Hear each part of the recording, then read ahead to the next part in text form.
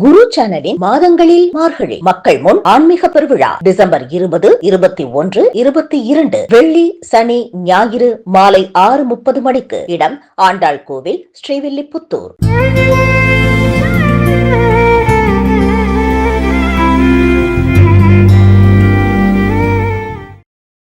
அஷ்டாங்க யோகம் அப்படின்னா என்ன? விமலமதி ரூபாத்தைஹி ஆசனாத்யைர் மதம்சம் கருட சமதிரூடம் திவ்ய பூஷாயுதாங்கம் ருச்சுதுலித தமாலம் சீதல சீலையே தானுவேலம் கபில தனுரித்தித்வம் தேவஹூத்யை ஞகாதைஹி. அஷ்டாங்க யோகத்தை சொல்ற ஸ்லோகம் கவனிச்சு கேட்கணும். அஷ்டாங்க யோகம்ங்கிறது யமநியம ஆசன பிராணாயாம பிரத்யாகார தாரணா தியான சமாதி. இப்போ நான் சொன்னதில் 8 இருக்கு. யமம், நியமம், ஆசனம், பிராணாயாமம், பிரத்யாகாரம், தாரணை, தியானம், சமாதி. இந்த ஹைடெக் சுவாமிஜிலாம் இன்னைக்கு கார்பரேட் கம்பெனி நடத்துகிறதே இதை உபதேசம் பண்ணி தான். 8 இருக்குது இதில். இது சித்திக்கணும். இதுக்கு அடிப்படை என்ன தெரியுமோ? யமம். யமம் இல்லாமல் நீங்கள் அடுத்த ஸ்டேஜுக்கு போக முடியாது. யமம்னா என்ன? ஆத்ம குணங்கள்னு பேர். 5 நல்ல குணம், 5 எதிர்மறையான குணம். பொய் பேச, சத்தியம் பேசணும், அப்போ பொய் பேசக்கூடாது. கருணையோடு இருக்கணும், அப்போ ஹிம்சை பண்ணக்கூடாது. பொறுமையோடு இருக்கணும், கோபப்படக்கூடாது. தானம் பண்ணணும், திருடக்கூடாது. நேர்மையோடு இருக்கணும், ஃப்ராடாக இருக்கக்கூடாது. பத்தாச்சா? 11வது ஒன்று இருக்குது.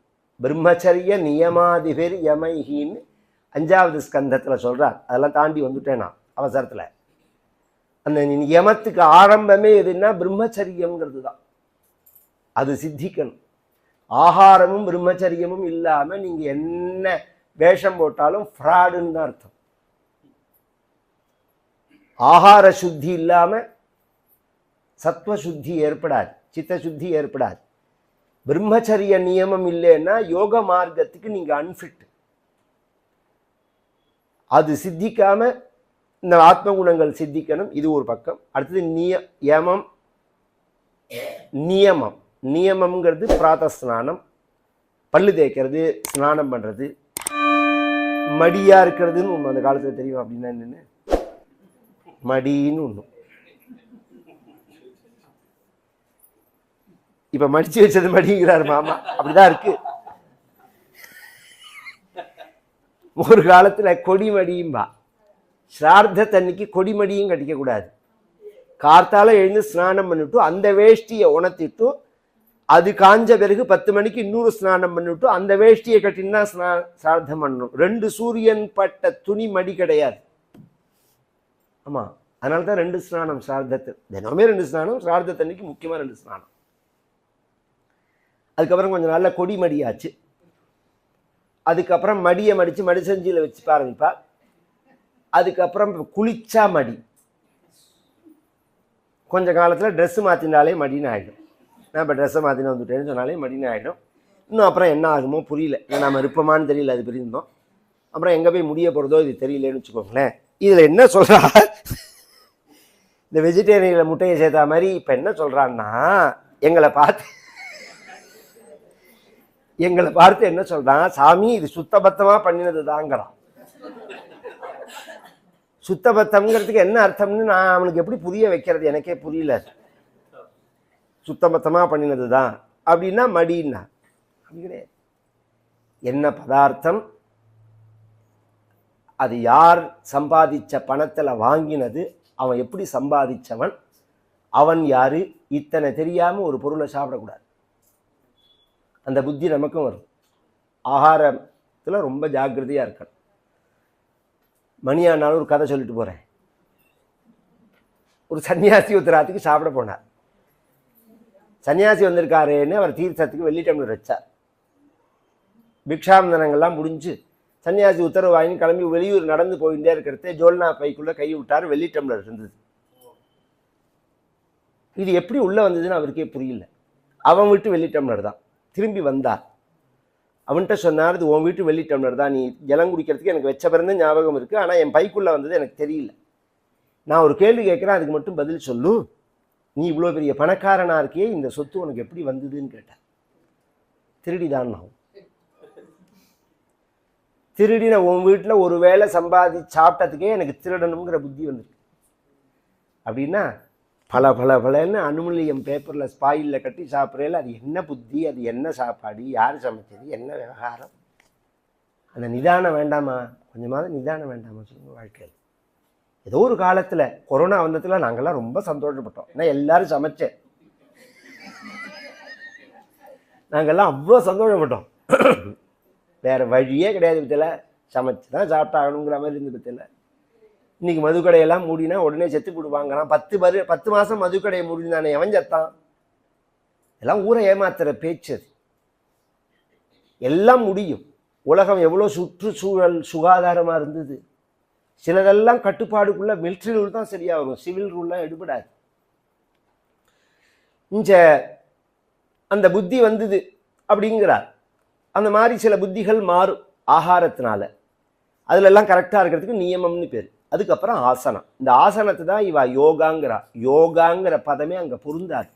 யோகாங்கிறது யோகா சித்தவிருத்தி நிரோதா, பதஞ்சலியோட சூத்திரம், முதல் ஆரம்ப சூத்திரமே இதுதான். யோகா சித்தவிருத்தி நிரோதா. யோகம்ங்கிறதுக்கு மனசோட என்ன ஓட்டங்கள் இருக்கு பார்த்தீங்களா, அதை தடுக்கிறதுக்கு யோகம்னு பேர். இல்லை இன்னொரு அர்த்தம் வச்சுக்கலாம், யோகம்னா சேர்க்கைன்னு வச்சுக்கலாம். யோகம்னா யுக் அப்படிங்கிற தாத்துலேருந்து வரதுனால சேர்க்கைன்னு வச்சுக்கலாம், அப்படியும் வச்சுக்கலாம். சித்தவிருத்தி நிரோதான்னு சொல்கிறார். இந்த நம்ம தலைகையே நிற்கிற மத்தியில் அதுக்கு பேர் யோகா கிடையாது, அதுக்கு பேர் ஆசனம்னு பேர். அது எதுக்குன்னா சரீர ஜெயத்துக்கு. நம்ம உடம்பு நம்ம சொன்னதை கேட்கணும். நம்ம உடம்பு நம்ம சொன்னதை கேட்கணும்னா நீங்கள் ஜிம்மில் போய் எக்ஸசைஸ் பண்ணினா மட்டும் போகாது. அது ஒரு சின்ன வயசில் அந்த மசில்ஸ் எல்லாம் ஸ்ட்ரென்த் ஆகிறதுக்காக பண்ணலாம். 60 வயசுக்கு போனேன்னா கை பிடிச்சுன்றும். ஏன்னா அங்கே ஏற்கனவே நரம்பெல்லாம் சுருண்டி போயிடுத்து. இந்த பழைய காலத்தில் ஒரு ஃபோன் உண்டு, அந்த ஃபோனை பேசுகிறது இந்த ரிசீவரை பார்த்தேன்னா அப்படியே சுருண்டு கிடக்கும். அது அந்த ஒயர், அதை அப்படி தொங்க விட்டோம்னா அப்படியே சுருண்டு வரும்போதில்ல, அது மாதிரி நரம்புகள் ஆயிடும் நாளாக நாளாக. அந்த நரம்புகளை அந்த கரெக்ட் பண்ணுறதுக்கு தான் யோகான்னு பேர். உடம்ப லைட் ஆக்கும். அது இன்னும் புரியுற மாதிரி சொல்கிறேனே, சாக்கடை இருக்குது, அதுக்கு என்ன இங்கிலீஷில் சொல்வேன் அதுவே எனக்கு புரியல. ட்ரைனேஜில் ஒரு பிளாக் வந்துடுறது.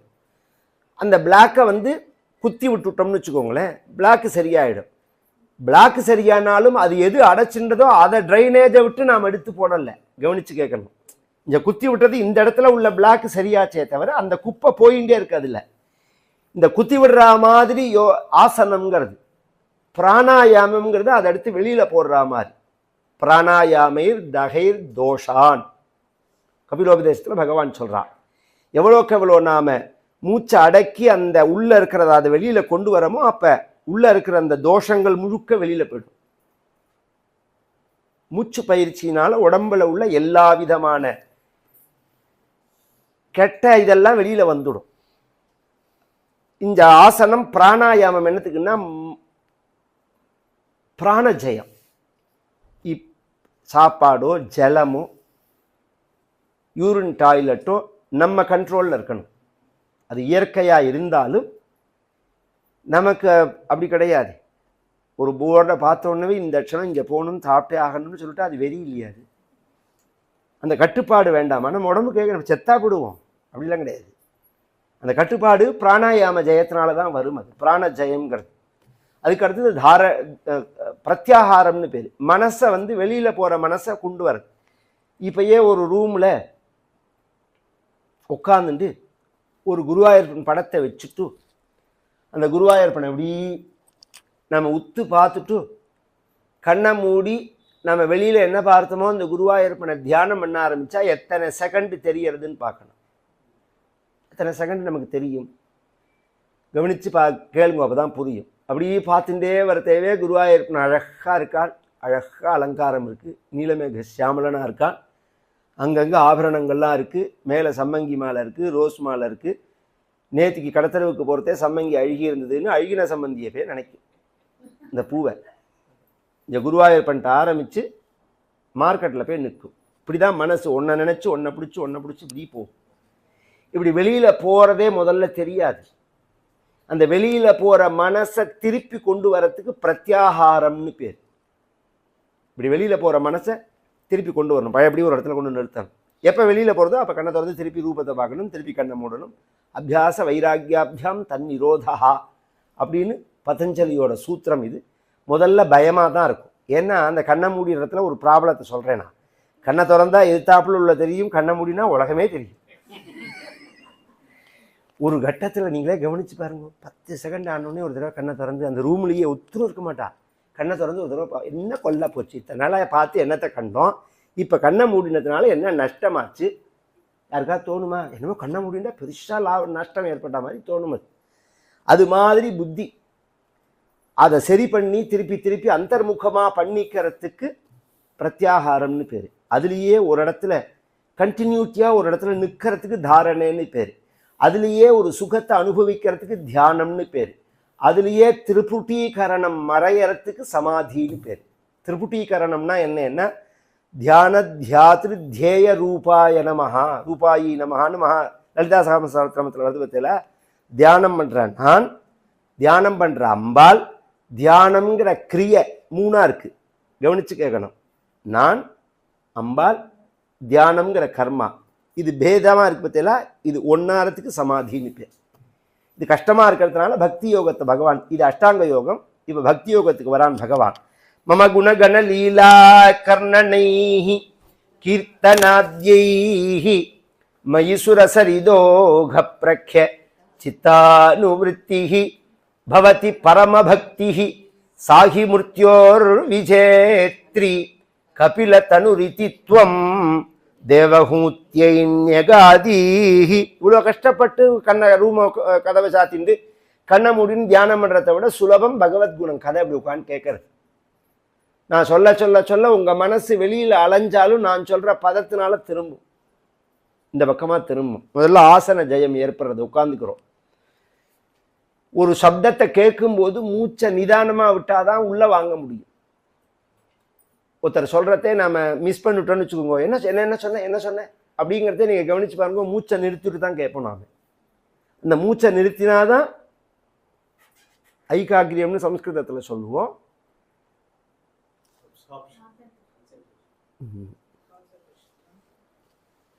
ஒரு முகமாறது, அது திருப்பி அதை தான் சொல்லியாகணும்.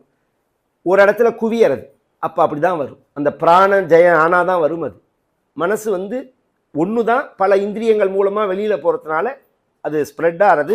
அப்போ காதுகிட்ட கொண்டு வரதுக்கு நாம் மூச்சை நிறுத்த வேண்டியிருக்கு. இது கதை கேட்கறதே தானாகவே வரும். ஆசனம் வந்துடுத்து, அதுக்கப்புறம் பிராணாயாமம் வந்துடுத்து, அதுக்கப்புறம் வெளியில் போகிற மனசை நீங்களாக கொண்டு வராமல் நான் சொல்கிற கதையினால் திரும்பி வரதுனால பிரத்யாகாரம் வந்துடுத்து. நான் சொல்கிற கதைகளில் பழகி பழகி அதுலேயே தாரணை வந்துடும். அப்புறம் அபியாசத்தினால தியானம் வரும், அது சமாதி பரிந்தும் கொண்டு விட்டுவிடும். மம குணகண லீலா ஆகர்ணனைஹி கீர்த்தனாத்யைஹி, திரும்ப திரும்ப கேட்கறதுனாலையும் என்னுடைய நாமாவை சொல்றதுனாலையும் மயூசுர சரிதோக பிரக்ய சித்தானுவிருத்திஹி அப்படிங்கிறான் பகவான்.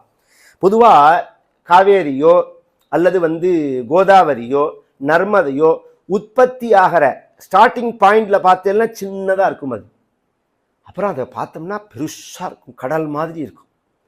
எப்படி போக போக போக அது நதி வேகேன வர்த்ததே அப்படின்னு பெருசாகிறதோ அது மாதிரி ஆரம்பத்தில் சின்ன சின்னதாக உள்ள பக்தியானது அதுக்கப்புறம் என்ன ஆகும்னால் பிரேம பக்தியாக மாறிவிடும். இது பரியந்தம் சாதன பக்தி, அதுக்கப்புறம் சாத்திய பக்தி. இந்த கதை கேட்கறதெல்லாம் பக்தி கிடையாது, பகவன் நாமா சொல்றதெல்லாம் பக்தி கிடையாது, பாராயணம் பண்ணுறதெல்லாம் பக்தி கிடையாது, கோவிலில் போய் தரிசனம் பண்ணுறதெல்லாம் பக்தி கிடையாது. எப்படி சொல்கிறேன், இதெல்லாம் பக்தின்னு நம்பி தானே நாம் உட்காண்ட்ருக்கோம். பக்தி கிடையாதுன்னு சொல்லிவிடு. பக்தின்னா என்ன அர்த்தம்னா இதெல்லாம் பக்தி இல்லை. பக்தின்னா என்னன்னு சொல்கிறேன், பவதி பரமபக்திங்கிறான் பகவான். இங்கேயே ஆரம்பிக்கிற தேவை இந்த விஷயத்தை சொல்லும்போது. காதலா சம்பந்தர் சொல்லுவார் அழகா, காதலாகி கசிந்து கண்ணீர் மல்கி. அந்த பகவான் மேலே காதல் வரணும், ஃபஸ்ட்டு அன்பு வரணும். அன்பு வந்ததுக்கு அடையாளம் கசிந்து உள்ளம் உருகணும். நமக்கு உள்ளம் உருகினத்தினுடைய வெளிப்பாடு கண்ணீர். கண்ணிலேந்து அசுவன ஜல சீஞ்ச சீஞ்ச பிரேமபேலி போய் தாசி மீரா प्रभु लगन लगी मीरा, प्रभु लगन लगी होनी हो सहोई, मेरे गिरिधर गोपाल दूसरो न कोई. இந்த பக்தியினுடைய லட்சணத்தை சொல்றார். அசுவன ஜல சீஞ்ச சீஞ்ச, இப்படி சொன்னா எல்லாருக்கும் மீராவே சொல்லிட்டான்னு. நம்ம ஊர்ல உள்ள விஷயம் அதெல்லாம் நாம மறந்துட்டோம். இது 1300 வருஷம் முன்னாடி திருநாவுக்கரசு நாயனார் சொல்றார். கார்கால மழை போல கண்ணீர் சேர கல்மணமே நல்மணமாய் கரைய பெற்றோம், பாராண்டு பகடி ஏறி வருவார் சொல்லும் பணி கேட்க கடவோமே பற்று அற்றோம், நாமார்க்கும் குடியல்லோம் நமனை அஞ்சோம், நரகத்தில் இடர்படோம் நடலை இல்லோம். அபூர்வமான ஒரு தேவாரம் இது. அதுல சொல்லும்போது கார்கால மழை போல கண்ணீர் சேர அப்படிங்கிறார். அப்படி கொட்டணும் ஜலம், அந்த மாதிரி கண்ணீர் வந்துட்டே இருக்கு. பத்தியில நமக்கு வருது. நமக்கே இந்த மாதிரி பஜனை பண்ணும் போதோ, கதை கேட்கும் போதோ, கதை சொல்லும் போதோ, கோவில்ல போய் பார்க்கும் போதோ, ஏதாவது ஒரு சந்தர்ப்பத்துல உள்ளம் குழஞ்சி மேனி சிலிர்த்து கண்ணிலேருந்து 2 சொட்டு கண்ணீர் வருது. பத்தியில அது ஒரு 5 செகண்ட் 10 செகண்ட் தானே நமக்கு வருது. அதையே நீட்டிச்சு இல்லை நமக்கு. இந்த காரணத்தை தேடினா புரியும். அகங்காரத்தினால நீட்டிச்சு இல்லை. அது அந்த அகங்காரம் தொலைகிறதுக்கு தான் இத்தனை கர்மாக்களே. அது பரமபக்தியாச்சுன்னா சாகி மிருத்யோர் விஜேத்ரி கபில தனுரிதித்வம் தேவஹூத்யகாதீஹி.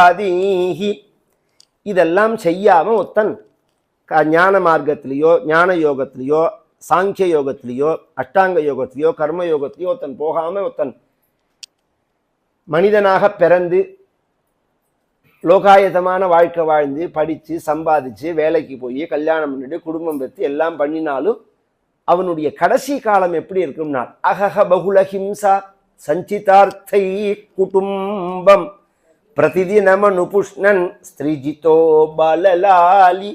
எத்தனை சம்பாதிச்சு செஞ்சாலும் செஞ்சேன்னு சொல்ல மாட்டா குடும்பத்துல.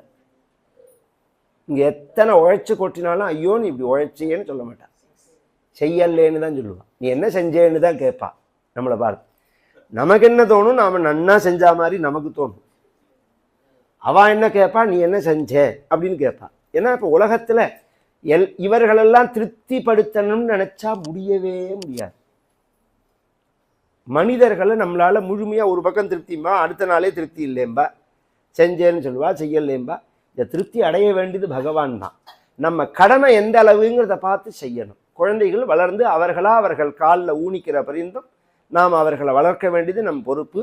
மனைவியை நாம் ரட்சிக்க வேண்டியது வாயுசு பரியந்தம். நாம் இல்லைன்னாலும் மனைவி இன்னொருத்தட்ட கையேந்தாமல் இருக்கணும். அப்படிங்கிற மாதிரி அவளுக்கு ஒரு செக்யூரிட்டி பண்ணி, நான் அந்த கால வாழ்க்கையே சொல்கிறேன், இந்த காலத்தில் உள்ள வாழ்க்கை அவள் தீர்மானம் பெரும்பாலும் இன்றைக்கி நம்ம அப்படி தான் இருக்கோம்னு வச்சுக்கோங்களேன்.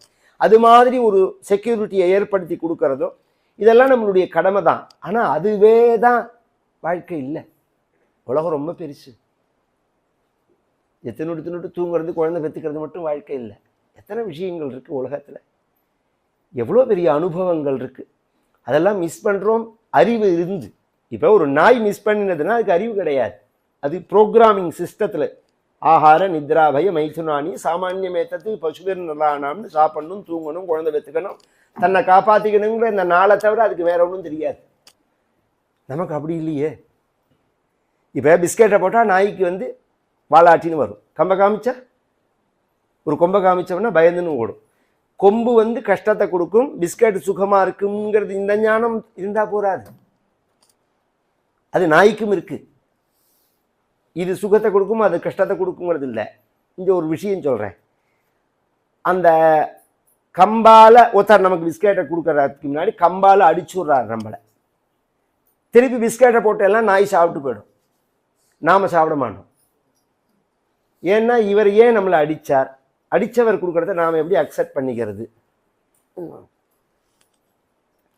ஒரு பதார்த்தம் நமக்கு சுகத்தை கொடுத்துதா துக்கத்தை கொடுத்துதா? ஆரம்பத்தில் சுகத்தை கொடுத்தா மாதிரி கொடுத்துட்டு பின்னாடி துக்கத்தை கொடுக்கறது, ஆரம்பத்தில் துக்கத்தை கொடுக்காம மாதிரி இருந்தாலும் பின்னாடி இதெல்லாம் யோசனை பண்ணி பார்க்கறதுக்கு தான் பகுத்தறிவுன்னு பேரு.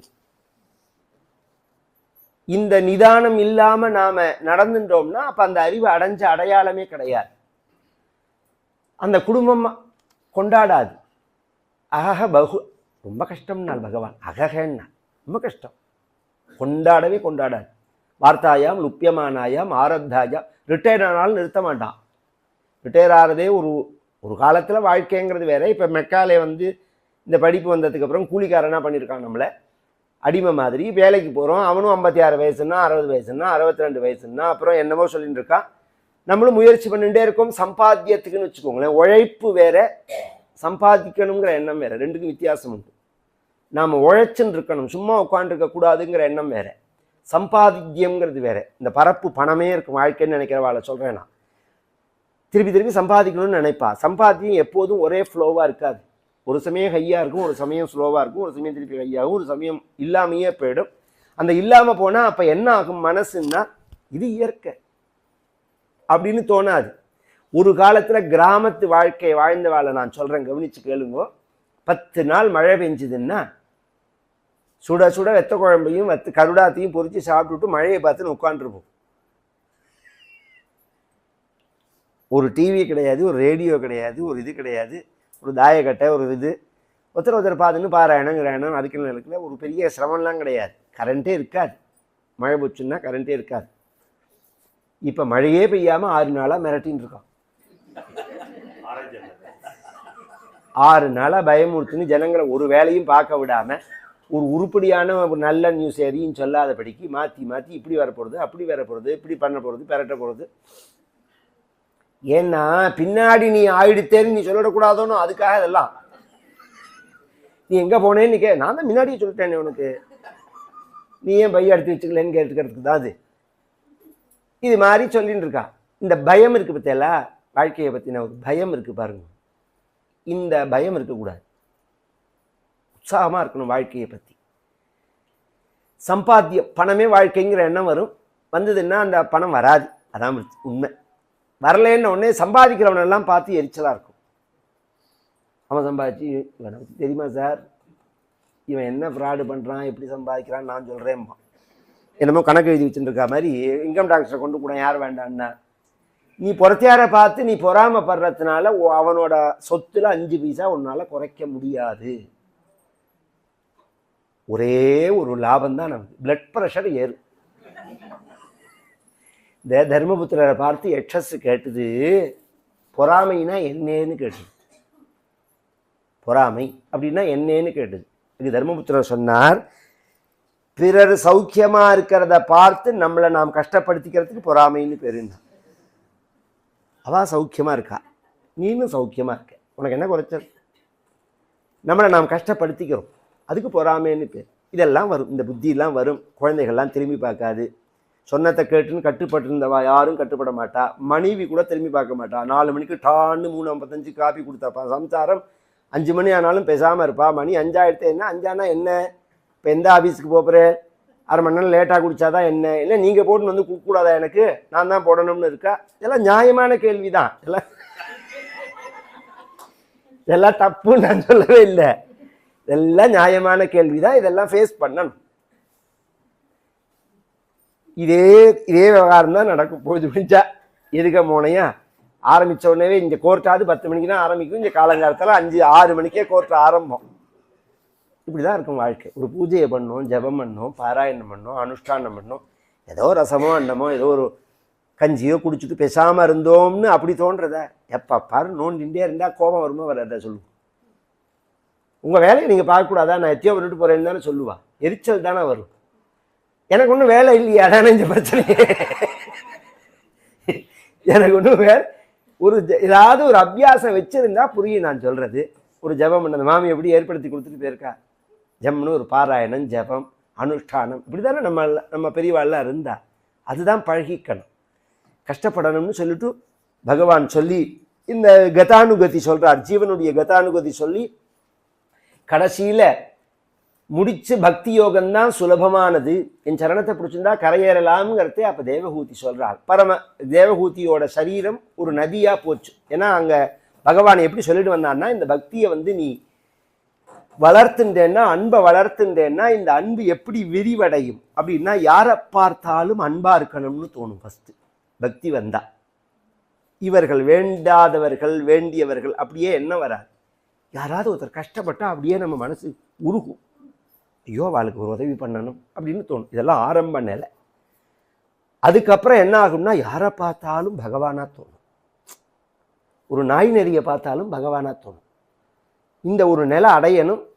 இது ரொம்ப கஷ்டம்னு தோணினதுன்னா, அசையாத பொருள்களை காட்டிலும் அசைய பொருள்களை பகவானா பாருன்னா, அதுவும் கஷ்டமா தோணினதுன்னா, 4 கால் பிராணியை பாருன்னால் அதுவும் கஷ்டமா இருந்ததுன்னா, 2 கால் பிராணியை பாருன்னால் அதுவும் கஷ்டமா இருந்ததுன்னா, அதுலேயும் வேதம் படித்தவர்களை பகவானா பாருன்னா அதுவும் கஷ்டமா இருந்ததுன்னா, வேதத்தை அர்த்தத்தோட படித்தவர்கள்